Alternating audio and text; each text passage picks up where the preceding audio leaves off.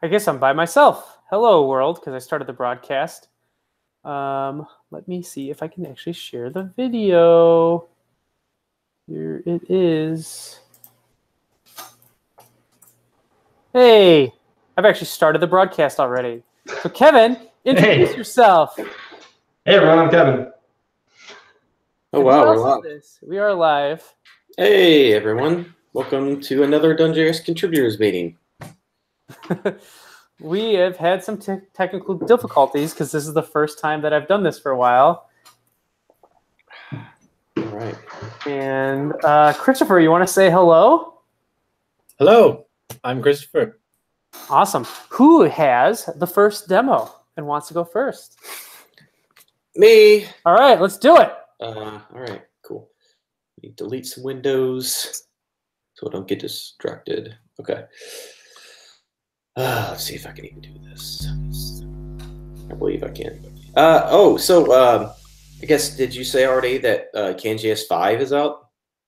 No, I did not. Okay. We should talk about that. Yeah, CanJS 5 is out. And Steel 2 is out. Also, so I'm going to show off some of the features of Steel 2. Not so much Can 5, maybe a tiny bit, but more on the Steel side. So you might be like, wow, these were both released in the same week. That's kind of weird. Can everyone see my screen, by the way? Yes? Yep. Okay. Yep. These were released so quickly together because they were kind of developed in coordination with each other. One of the major features of CanJS 5 is that we support importing directly from Can package, and you can get all the things that you need: define map, real-time REST model, etc. Directly from the Can package, and everything gets tree shaken if you're using Webpack or Steel. And Steel needed to have support for tree shaking to make this work. So we've actually been working on tree shaking for quite a while.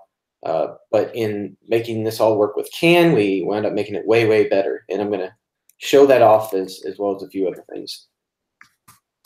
So Steel 2.0 is out. You can check out the release notes on the Steel Tools repo. It has its own release notes, and Steel does as well.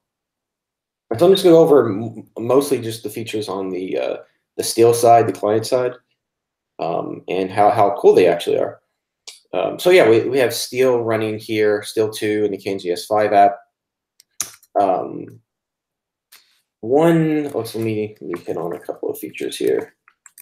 The first one is that the kind of one of the biggest things we wanted to do, kind of a quick Steel 2.0, is we now have native promises by default. So if you want to use the promise polyfill, you have to say Steel with promises, and you'll see Steel with promises this is not gzipped or anything or minified. It's 230K.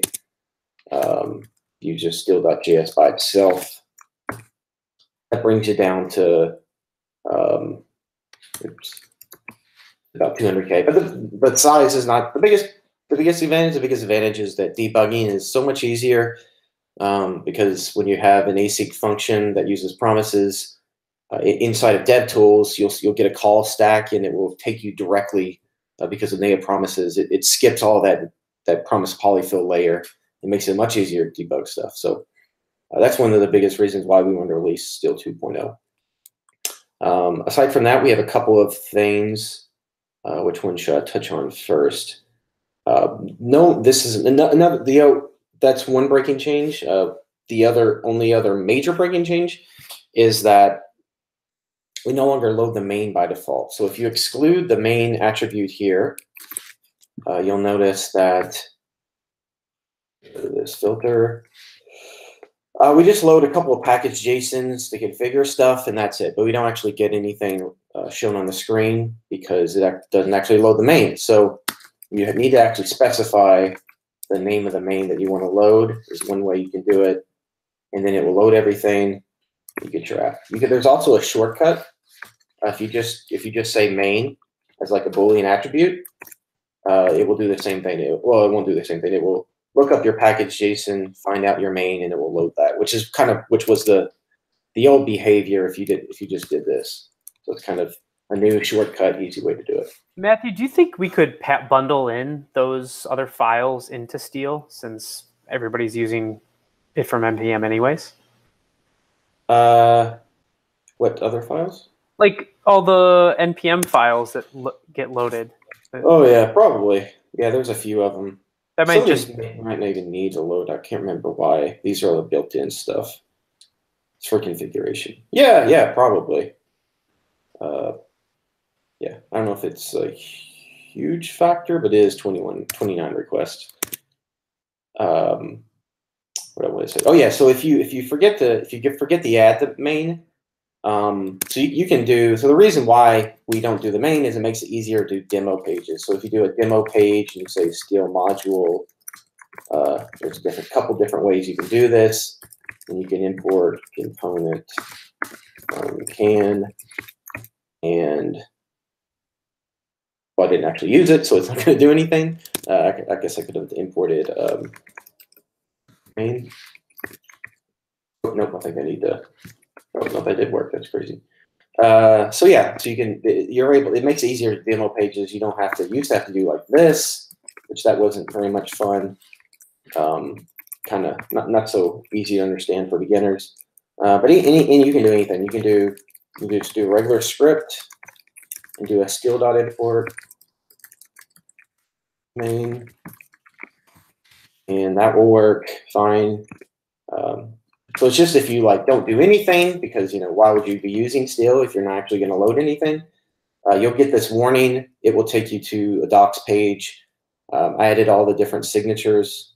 Try to clean this up, make this a little bit more useful, and it will talk about omitting or this warning message and what you can do about it. So that's that feature, that change. But the real cool thing about Steel 2 is support for tree shaking. So to understand that, we have to take a quick look over at CanJS. CanJS, the main CanJS project, it just exports a bunch of stuff. It exports from core.js, which core.js is this. And this is like the core modules. This is where you get can define, can value, can stash bindings, can component, et cetera, et cetera. This is all the stuff that's included in can core. So with tree shaking, even though a lot of this stuff is used by, internally, some of it's not, right? Is can query logic is not used by any other thing. So if you don't import query logic directly, then you shouldn't get query logic or can fixture or any of the others. So to make this work, we needed a way on the client to prevent loaded everything, because you get the ecosystem as well, and the ecosystem includes stuff like can Kefir and I think do we still have feathers? Yeah, we still have can connect feathers and just a bunch of stuff you don't necessarily want to be loaded. So if you'll notice now, we get 229 requests, and that's because all we're using is can component. If we were to add can fixture, you'll see this number go up to 263. So now if we filter, we see all of our fixture stuff's included. Let's remove it again just so we can see 229, and there's no fixture. We only load fixture when it's actually used. And that's actually really cool. If for some reason you have a project which you don't want tree shaking behavior, and the way this works in the client is so limited that it's very doubtful it would break anything. But there is a way to do no tree shaking. You can add a flag here, or in your package JSON, you can do tree shaking false, which will turn it off everywhere. And then in that case, you're going to get 538 requests. So it's more than or almost doubled the number of requests that you get, because you get everything. Like I said, feathers is in here, Kefir is in here, everything. But it's really awesome for, especially working on the can project, is just be able to pull out what you need and not have to worry about loading a bunch of stuff you don't use. So it should hopefully speed up packages to some degree. So yeah, so let's actually look at what happens. It's kind of cool. What Steel does is it kind of looks at this CAN core package, and it sees all this stuff that gets exported, and then it's going to look at the parent modules, or this is ecosystem. Core was here.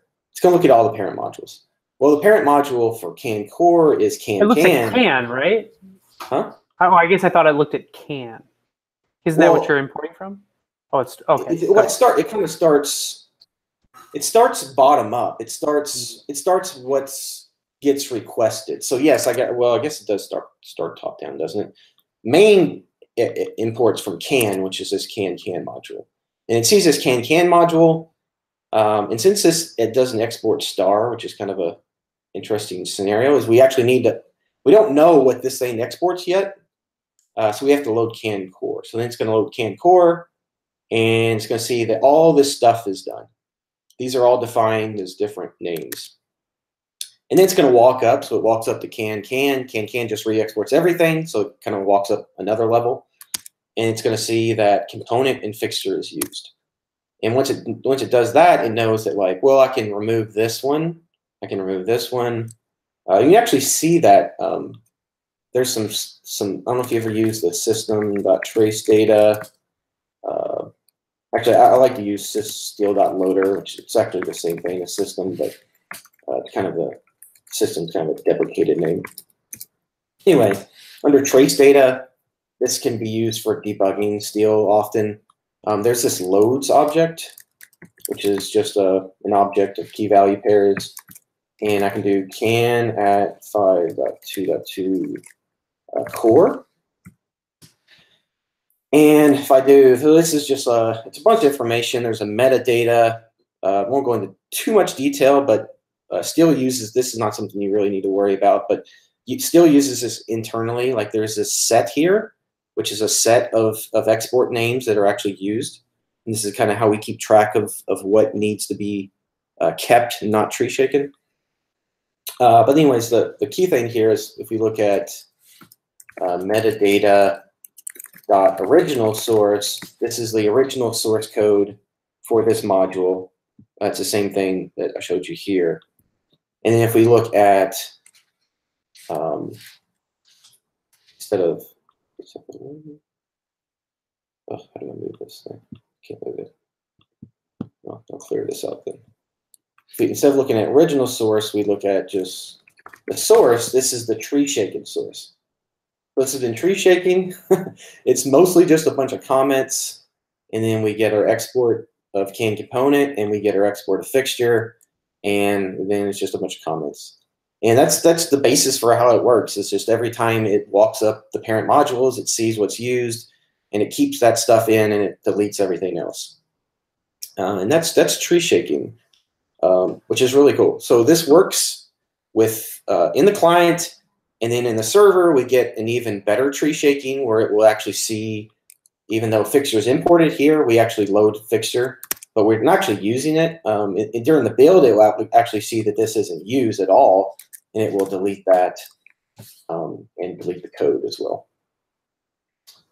I think so could we? I know that like part of the reason why we had to have that like extra level of nesting for those ES CAN fixtures, things like that, is because Webpack doesn't tree shake, but it still does though, right?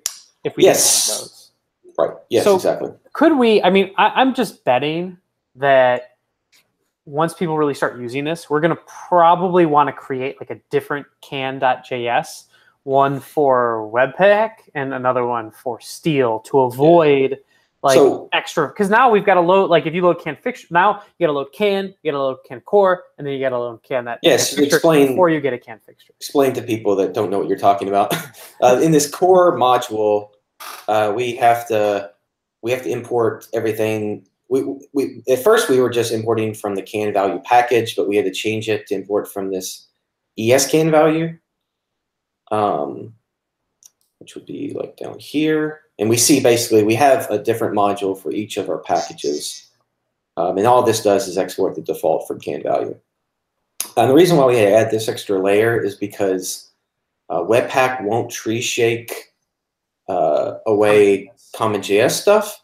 So by adding this extra layer, we're not tree shaking the CommonJS stuff. We're actually tree shaking another ES module which will, eventually result in the CommonJS not being loaded at all. So that's why we have this extra layer. And what Justin's saying is that, this does add some time because we have to load CanJS, and then we have to load core, and then we have to load the individuals, and then we want to load the packages, which means we load the package JSONs to find the main, and then we eventually load the code. So there's like several steps. Yeah. How long do you think that would take you to to create that like source of truth and then generate like something for Can and something for Steel and then something for Webpack? Because it might be worth to write the code. It wouldn't take that long. It just we have to figure out what is the source of truth. Like, do we want that to be the docs? Yeah, or some JSON file or something. Something that we would have to manually manage. Yeah, I could just see like that adding a little bit of time, and we want to make CanJS load fast for Steel. Exactly. Well, that's all I'm going to talk about because I've taken up enough time. But Steel 2 is pretty awesome. Awesome. I guess I'll go next then and talk about CanJS 5 because we haven't talked about it, right? I think we did a little preview last time, but not a. Now the article is out, and I'm going to just do a quick overview of all the features. The first and possibly most important one is, again, CanJS 5 was driven by all of the surveys that people are filling out. We are listening to you, so keep filling out those surveys. We are not doing a survey, though, ironically, this epoch, mostly because we have filled our backlog and we wouldn't be able to add anything new to it. So we're taking a break for the 6 weeks, but there will be a survey out next 6 weeks. So make sure that if you have proposals, now is a really good time to do them because we should be fresh to take on several issues in about 6 weeks. And as Matthew showed, the next big feature of CanJS is that you can import JavaScript modules. And Steel supports tree shaking, so CanJS is now designed for tree shaking. Makes it a lot easier to get just what you want from CanJS, but you don't have to worry about installing a million packages. This had resulted in, because we started switching to ES modules, it made it easier for us to make a run in your browser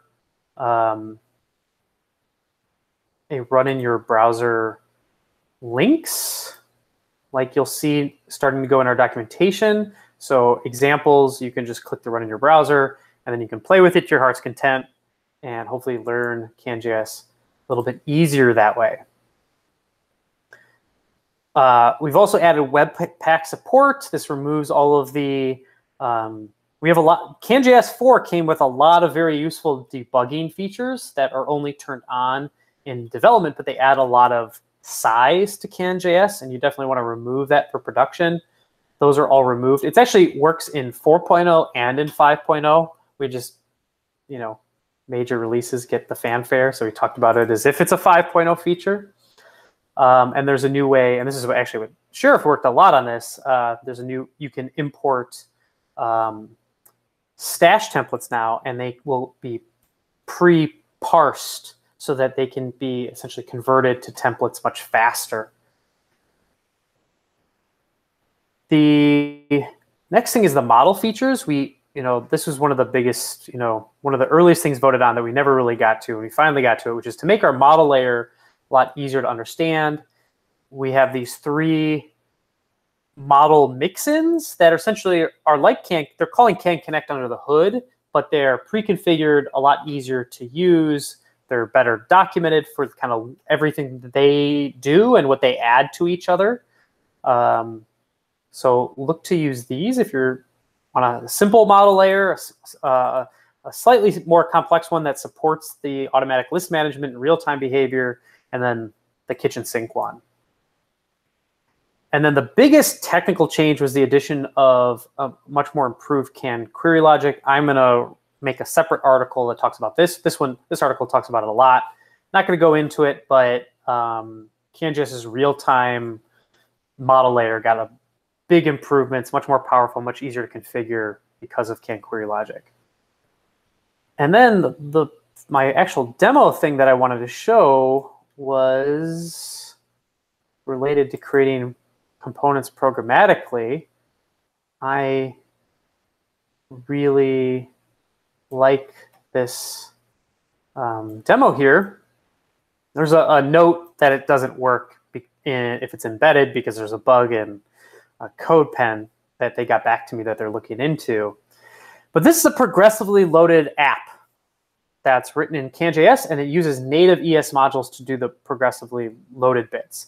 And this is very close to how I think routing should work in a CanJS application, and it uses the new dynamic components feature of CanJS 4.3 and CanJS 5.0. And let's just see. All it does is it'll dynamically load either a hello world or a goodbye moon components and just show them in the page, and you can click back and forth between them, and you might have saw that it showed loading real briefly. So how it works is I've got just one component here, my main app component, my app, and it now mounts CanRoute not to itself directly, but instead to a internal route data property, a route data object. So this is, instead of mounting CanRoute directly to your view model, now we're saying mount it to an object inside of your view model. So in this case, I have a route data define map that I'm creating that will be this route data object, but it is to a bound to CanRoute. So this says create a define map, which will be the route data property value, and then start routing. And that's what this sets up. And then all we're doing is checking when the route data's page property changes. We're going to use whatever the page property is as part of the URL for which component we're going to load. So we dynamically import that component. That comes back as a module. We get the default export, and we're going to create that component. And the view is just listening for when that component is, or that promise is resolved with the component, putting that in the page, adding that dynamic component to the page, and then just has a little bit of routing, helper to change the page property from goodbye moon to hello world back and forth depending on which page you're on. So that's this. So pretty fun demo. So that is it for me. Who wants to go next? I can go next. Let's do it. A few random. I just say I really love that. I really like. I mean, I never liked the way, like in the old Bitballs, the way that did the dynamic creating of stash strings, and it's much nicer just to work with JavaScript objects. Yeah, Oh. I agree.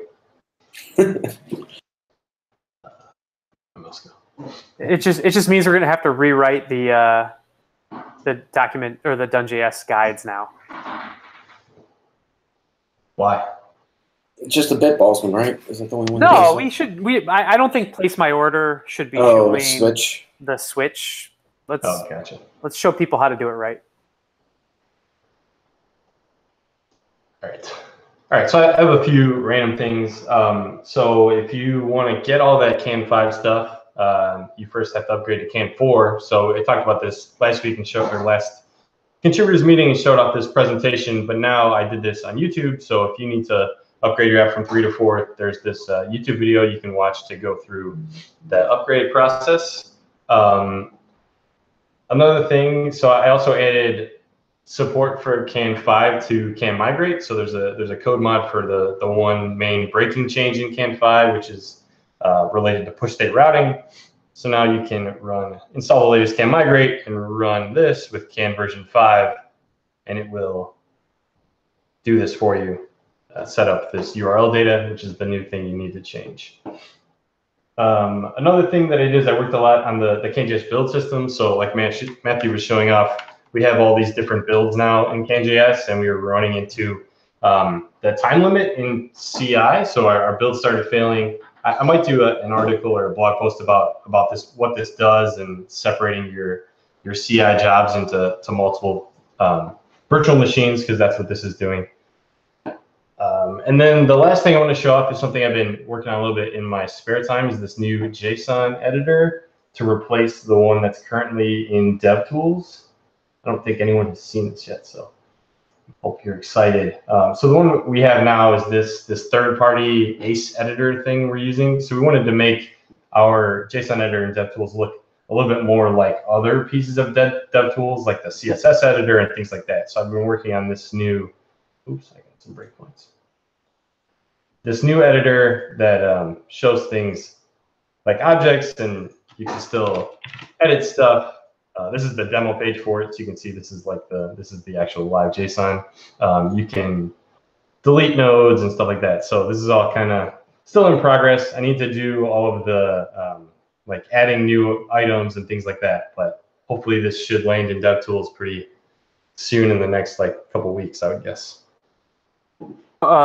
Kevin, that's awesome. Did you see that I created this JSON editor? Yeah, I did. Okay. No, yours is way better, but it's funny. Can you export your JSON editor as like a like a standalone module like this one is? Yeah, I could. Yeah. Right now it's just inside of the Kane DevTools components package. But yeah, it's very, it's just you can make them separate. It's so nice to just be. I mean, so this demo right here is just showing the two-way binding nature of can route.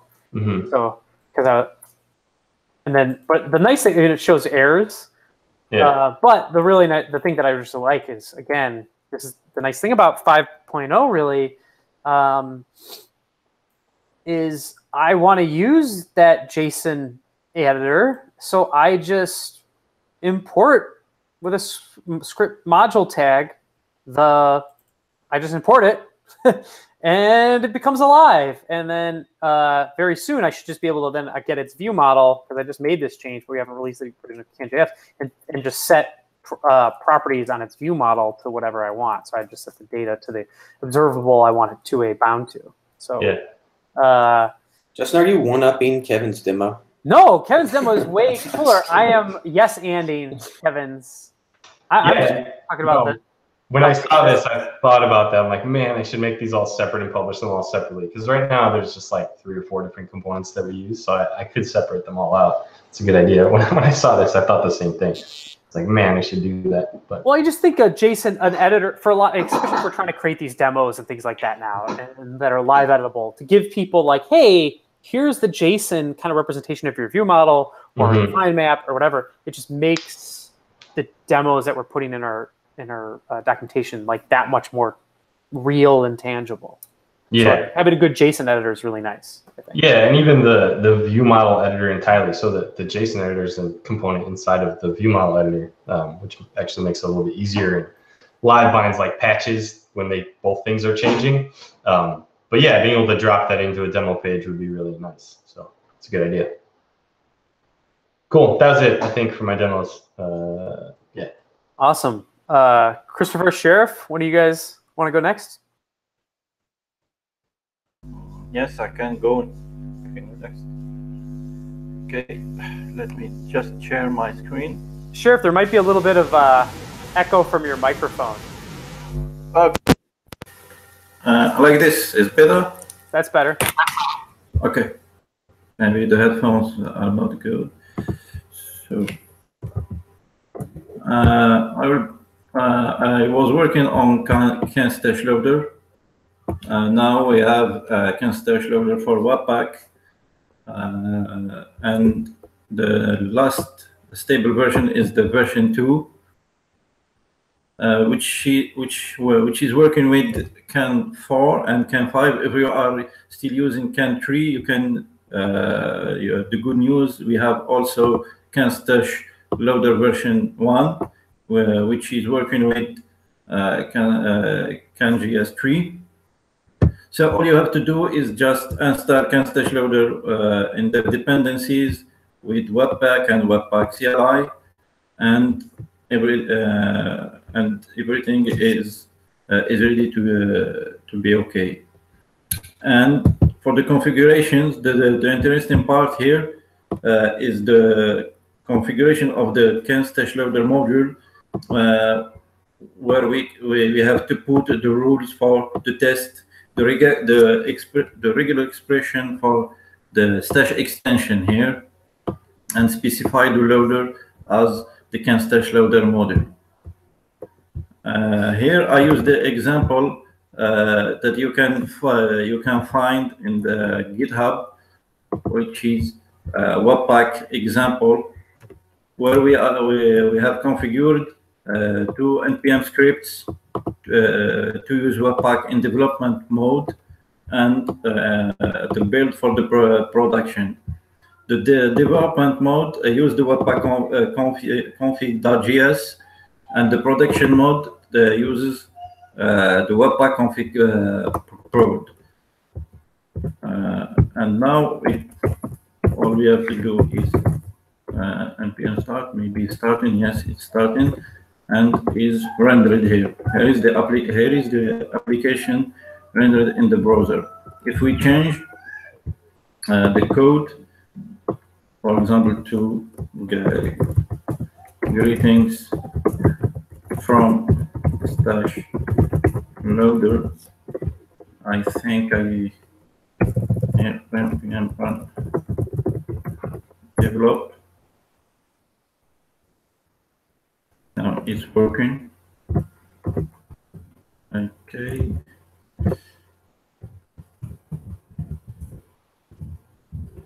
As you can see now, is building the bundles, and here it is rendered with the can stash loader. As you can see, also we use the tree shaken from can5 to make it lighter. Like this, with the stash loader, you can have the templates rendered faster because it uses low-level modules like AST and CanStash to render the template in the browser. Yeah, it skips a parsing step. What? It skips a parsing step. The parsing steps. The parsing steps. What it means? I'm saying the by using the loader, it skips the parsing steps. Like we don't have to parse through. Yes, the source row string. Yeah. The row, and that's it for the stash loader. I hope it will be used, and everybody will be fine with it. Thank you. Awesome. Thank you. Great work, Christopher. Good morning. Good morning. I don't so much have a demo as I've been working on documentation over the last couple weeks, but I would be happy to go over some of the documentation that I built. Sure. Give us like a guided tour of the of Ilum in like 7 minutes, 5 to 7 minutes. I don't know if I can do that in 5 to 7. I can give a guided tour of the docs and examples, though. So these are not quite fully released, and there's a couple that I'm still working on right now that I'll be finishing up today and probably Monday that aren't in here at all yet. The main README at the moment is a sort of a walkthrough introducing the various concepts of Ilum and culminating in the very end to how it should be used in production. For the examples, we have one using Steel.js. We also created one using Create React App. Both of those produce the same output. They just, one uses Create React App with Webpack and one uses Steel, so you can kind of see the difference there. And then the React.com has an example of a tic-tac-toe game using set state. So that was recreated in Ilum using stores instead of set state. So you can see kind of the difference on how you use Ilum compared to using set state. And then we've got some advanced docs that we've been working on, which is mostly what I did this week, showing why, well, some of these are showing why Ilum is a better way to do things, easier testing, showing how you can use the various features of Ilum to gain, in this case, extra rendering efficiency, how you can connect to backend services, including with Fetch or with Can Connect or any other backend system you're using. As long as it uses promises, it'll integrate seamlessly. We also integrate very well with the Recompose library. So there's a documentation page on that. That's one of the examples that is still in progress, is a full Recompose example using Ilum. Yeah, so that's what I've been working on this week. Awesome. Sounds good. Next, do we have topics of discussion? I feel like Matthew, you had one. Yes, we do. I have a couple. Just full of topics today. Let's see which ones we get to, though. So I'm working on DoneJS 3 next, like very, very soon. Just want to talk about how we should do it, because CanJS 5 is kind of built around using the CanJS package now, not necessarily using the individual package, although you obviously can use the individual packages and maybe even should. I mean, I guess it really depends, you know. But if you use the individual packages, you have greater control. If you run into a bug or something and you need to not upgrade, you can easily do that. If you do need to upgrade, if there's a bug that gets fixed, you can do that. You don't have to wait for the new CanJS package to be shipped. But on the other hand, it's easier to use Can package. We should be upgrading the Can package all the time when individual packages get upgraded. So ideal, you know, I think Jason wanted to work on getting CI set up so that we just kind of automatically publish new versions. So maybe that's not nearly as big of an issue. So it's more of just a like best practice kind of thing. It's also it's about what should DoneJS be? Should it be for power users, for people that like, you know, are maintaining big projects where this sort of thing is an issue, or should DoneJS be more about like smaller getting started? I think last time we talked about this, we leaned towards using the Can package, but I don't know if thoughts have changed. I think it's kind of a risk to projects to use the Can package like that right now if we don't do the automated release stuff that Jason. I mean, like, if your app runs into a bug and there's no way, you know, we publish a patch and there's no way to get that in your app, that's a big problem, I think. But we would update CanJS relatively soon, right? Right. Yeah, relatively, but sometimes that's like 3 months. No, like if someone was really, no, I mean, if someone's like, hey, can I get this? Let's get this released in CanJS, like we'll do it. And I think we should, because of what, you know, Jason's talked about, get the I think even if we don't automate, I feel like if you find some bad bug in Can Define and you fix it, you should know that I need to immediately update CanJS as well. It's like it's not really released until CanJS is released. There's another version of this, which is just like we don't pin our dependencies, and then you can overwrite it, because this is only with Steel. Steel, if you have like a Can package, you import things from there, but in your actual dependencies, you have like Can component 4.8 or something like that, and the Can you would get the latest one. It's only because we're hard pinning our dependencies that this happens. If we weren't hard pinning, then people can kind of they can overwrite whatever they want in their Can package. So I don't know. I favor seeing what we see already for like, it depends on who you are, right? Like people who are in the community, even people who are relatively close knit to the CanJS community, still don't like upgrade all the time, right? And the people who aren't like just starting with CanJS, and if they're kind of building their first project, like all that long tail, I mean, even if they're not going to upgrade, even if they can, or like it's going to be very rare. I guess I just favor the. Should we have an option or something? I mean, yeah, we can always have options, but I just think the default should be import from Can. Make it simple, straightforward for new users. Advanced users who want that kind of ability to upgrade, well, then change it over. How hard is it going to be to add the auto publish thing?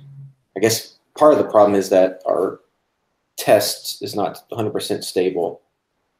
in I think the Can.js big thing was canvas. release notes. You wanted to automate all the release notes. Oh yeah.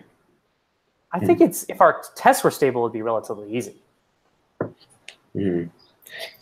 Yeah, I think you could do the release notes automatically, Kevin, right? And then just go back and fill in with, you know, more verbiage if you need to. I don't know. Anyways, okay. Well, So the other option that we had talked about before is just like putting a can file in the project and having it do the export star from all the things you're using. Yes. yes. A third option that we also talked about is publishing a Can 5, like not Can version 5, but Can 5. Yeah. And so this would become Can 5. And have that not do the pinning thing. And then not do the pinning thing inside Can 5. The only thing there is then, like, if we have this automatic publishing, then there's almost no advantage to this. It's kind of, this is like a stopgap until we got that in, I guess. Yeah, that's why I think in the long run, well, the only negative with that is also like, yeah, the 5 is kind of weird where all our docs say can.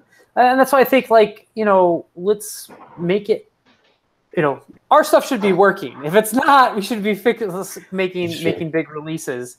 And let's fix that. And, you know, I don't think, yeah, I think long term we make the decision for what's gonna be work the best for the most people long term, and I think that's can. And then yeah, we can make a generator like build your own can, like, and it would just change. We could even make it so it just like adds a mapping inside and inside Steel's config to like your local can, so all of those cans work. And then it just npm installs and builds that file for you. It just like copies what's from CanJS and just builds it in there. And it's like, okay, you're done. You're welcome.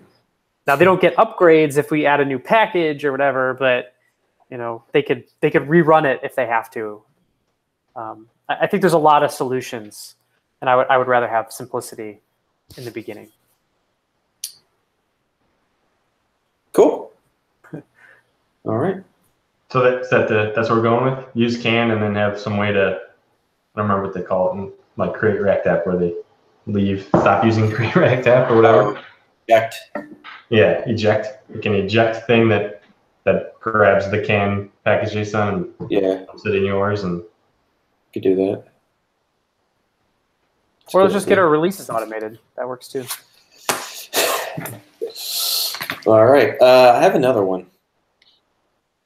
This is something I was talking about with Justin earlier, so just wanted to bring it up here as well. So in this demo that I was just showing off, I was just playing around with it. Wrong thing. If you want to, so this is a web component, right? Or, you know, I guess the best way to call it. It's a custom element. And you can just put this on your page, but you can also give this to, let's say you work in a large organization and you work on a CanJS app, but you have other teams that are working on React or Angular or whatever. It's really nice to be able to, like Justin was saying in his JSON editor, is he can export that as a module and then just give it to other people and they can just use it directly. But the integration points is not totally easy right now. Like, let's say I wanted to, this particular component has an emotion view model property. If I want to pass something to it, I can't just say, I can't just do this. It won't work. You'll see that you'll still get amazing. I need to actually use the stash binding syntax. So I need to say emotion raw. And then once I do that, you can see that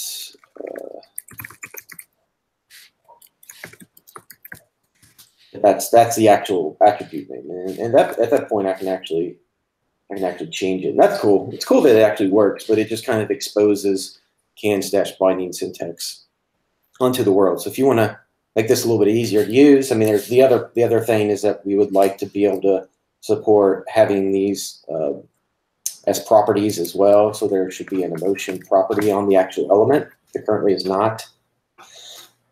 So that's the topic: is what can we do about this? I think it's a great role because CAN is such an easy thing to use, and it gives you everything now, and especially in CanJS 5 with having the modules and stuff. It's going to make it very easy to build widgets in CanJS and give them to other teams. So I think it's something we could start thinking about. No one else has anything to say. my idea was to so the issue with why we don't we used to and to just take we would just take on my app whatever the emotion or I guess I can share my screen. Yeah, we would just take it and be like, okay, we're gonna stick all of those on if you wrote you had my foo and you did after you did Z equals TED, we would just set a TED string on the view model. But the problem was there was a lot of it confused people, especially because define maps are sealed. It was just weird because what would happen is you would have people would do, well, we knew to not do class name and ID and things like that, but people would have ARIA things, and they would have, whatever. Title, have a blacklist. Title, ABC, and okay, well now that's that you might legitimately have a title view model property quite often, or so it's weird what properties. Clearly on this element it does set a title, but that's different than setting the title on the view model. So we just got rid of it because we're like, okay, this is too big of a mess. CanJS 4 was a lot about being explicit with what people's expectations were and what we were doing. So we forced the binding syntax. Okay. So one idea was just to we have our view model, or I guess Matthew and I were talking about this. You could have a title property that you could say, you could either do a title property and you could say as attribute or something like that, true. And we could just, view, this is kind of an expando property definition that obviously doesn't mean much, but we could make component go look at view model's definition for each property and, figure this out. You could do properties that way as well. Yeah. The alternative would be then something more like properties is a little weirder just because we don't, well, you have to change either the instance of the element or hopefully the prototype, so you don't have to do it a million times. Anyways, can be figured out as well. The other alternative would be to do maybe there's an attributes, and you could just say, hey, I want the title to update the title. This way you could have some kind of looser binding because well, you had it title, but you really want title name or something, because dashes are really a problem. Dashes are actually a huge freaking problem here that I forgot. This is actually why I forgot. This is why when I thought about this before, this is the much better solution, I think, because if you have something like foobar, well, I guess we could conventionally put dashes in here and support it so that people can do foo-bar, and then they could set that. But this allows it to be a little bit more okay, we want foo-bar to be foobar, and we want the foobar, so they can write it either way, to be foobar. And we can essentially set up with the new can bind essentially all of these things kind of are able to update each other. A simpler option, I mean, not that I like this, but I feel like there's probably some bike shedding to be done here. Is just we add a callback. The way we have the connected callback, we could have an attribute. I think on custom elements, it's called attribute changed. We could just have that, and then you can just do it manually yourself. Yeah. On the view model. The only issue is you got to do it both ways. Presumably, you got to listen to change. So you'd have to I mean, you could do it in connected callback right now if you really wanted. There's the DOM mutation on attribute change or something. Yeah. I forgot what it's called. Like you pass an element, then you get this. Okay, now we know when attributes change. Now we're going to like update to the view model. Right. Okay, so you kind of can do it. That's interesting. You could do it yourself, and then you'd have to get the reverse. And this is also part of the issue with this, and we talked about this, is I'm not sure that mutation events are asynchronous. Yeah. So this is kind of an issue because it doesn't fit in, like when you do that set attribute, if you're sending it as an attribute, we wouldn't be able to trap it right away. Mm-hmm. So there's just like a weird, if that was part of some kind of important queuing system that exists out, it's kind of a queuing system that would exist outside of CanJS. Like if you just change 15 attributes all at the same time, the problem is you can't really wrap that in a batching system as it stands right now with CanJS, because all of those, any mutations that you had going on in here would not be kind of collected unless you did like some kind of set timeout thing to then start the batch and then set timeout to wait till you knew these have all been fired. So there's to me, I don't performance implications, but maybe that doesn't matter right now. So couldn't you do this now with can bind and can attribute observable in the connected callback? Just do like can bind. Yeah, that's new bind, and then you would create a new attribute observable. I don't think we have exposed this. Like, are we exporting this in CanJS? I don't know. And this is again, maybe we should make maybe can observe or can value that from. Maybe we should make that smart enough. You get an element and you get a you get like a foobar property or whatever, or then it's going to do that. So that makes it a lot nicer, because then you could just do, you get your element, get your foobar as your parent or your child, actually, and then you would do parent would probably reversing these, but you do value dot bind, or if you wanted it so it's one way. That's actually a nice thing about this, is you can kind of easily control to this foobar.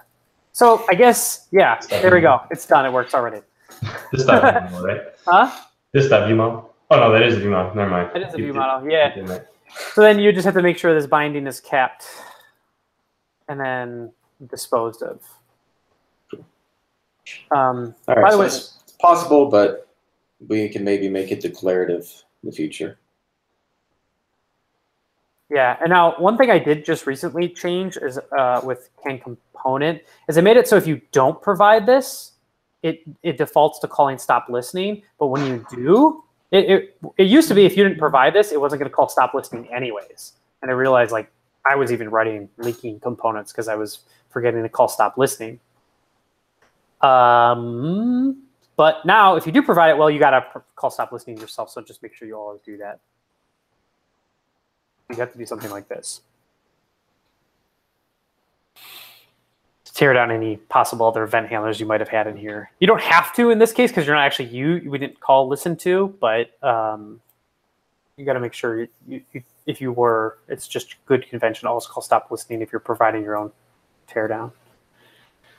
I thought about having component call it itself, but I felt like maybe there's reasons to have a binding still associated with the view model. I don't know. I couldn't think of one, but felt safe. I wasn't encroaching upon a possible breaking change. Anywho. So yeah, I think we should do this. Support attributes and make it do this. Yeah, that's a good idea to weave this into. That would make it a lot easier, and especially because I think a lot of times you're just gonna have like a handful of properties. Yeah, the only thing is. Why is it the attribute that you're listening to? Why not the property? Attribute observable it listens to either. No, I'm talking about the value from. Oh, I see. What are you talking about? It should. How does value from work? It calls can reflect on key value on L, right? No, if it's an element, what it's gonna do is set up a mutation observer to see when this foobar attribute changes. Why attributes and not properties? Well, it can work with properties too. So that's the kind of the junk of. Wait, does it do this now? Yeah. Oh, so it can work on both. It can work on both, and it tries to detect what you probably mean. So if this was an input element, it would try to and this was value, it would listen to the change event by default. What if it's not? What if it's just? If it's just a normal attribute. No. What if it's not an input? What if it's is it like whitelisted to certain properties? Exactly. So it's like you could just have any because how would we know? We'd have to overwrite. Yeah, you wouldn't. Well, so there's a couple ways. Attribute observable does like an in check on the element, I think. Yeah, you could do an in check. How do you know when it changes though? That's the problem. Well, if it supports can on key on value or whatever, it supports a symbol. Yeah, somehow if you got, but then you'd have to. Yes, you could. Well, you don't even have to do that. You could just dispatch. Yeah, you'd have to. Yes, yes, you're right. You'd want to make sure your element. You'd have to add. So to really do it, we're getting in the weeds here, but you have to add the can, on key value symbol to this element. Add it, make it so that whenever foo, so you'd add your handlers. I don't know how, set up listener for some handler. I don't know how you do that. And then somehow you'd also have to, on the, let's say we were doing the foo bar, you'd have to do I'm using a shorthand that doesn't exist, which I wish it did. That'd be so nice. We could just do this. I want to set up a setter to dispatch the listener. Yeah, you can set setters on properties, so you can do that. Yes. You can, but it's a lot. This is a lot of work. Yeah, if you want to make it actually work with the property, I would just say then, hey, so you have libraries to make this easier. Sure, you have libraries to make this easier, but then I would just say hey, if you really want to just set the property, why don't you just do element.viewModel.foobar? Is it really for right now? Well, it's because it's like, as an external user, I know you don't want to do it, but I don't feel like I should need to know that there's a view model property. Yeah, I get that, but I guess to me it's to me, I don't know if creating syntactic sugar on component is worth avoiding this. I would just say let's just get can element going. Right, that's what. Yeah, to solve this can element problem. will solve all of that. Yes, and I think that this kind of thing is at least a reasonable, if you just want to set it through attributes, I think this is a reasonable thing. The other thing, real quick topic, I was thinking about doing is making it so that if people have element on their and they have this as HTML element like this, I was thinking about just detecting that and automatically sticking. I think Julian requested this. There's a bunch of people who just said why can't the element just automatically show up on the view model? I've always thought it's kind of giving too much, it's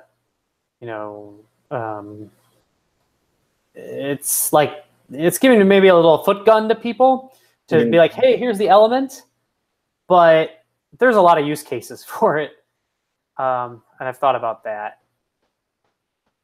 I don't know how anybody feels. Wouldn't that be cyclical? Cyclical? Element.viewModel, does it just go all the way? Oh, sure. Yeah. Yeah, they point at each other. That's not a big deal. But the reason for that is we know the element, but that's a way that you can actually get the element before connected callback if you really wanted it. If you wanted to go read its attributes right away and help those derive. If you wanted foobar to derive from the element, well, now you can do you could do get foobar and return this dot element dot get attribute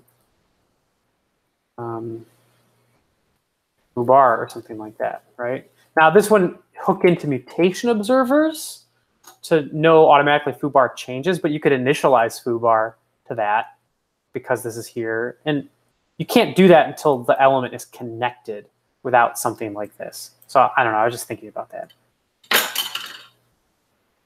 We don't need to vote on this now. Seems like it'd be really hard to test, or really. Well, you got to set an HTML element, but the same thing is connected callback. You have to pass that an element a lot of times.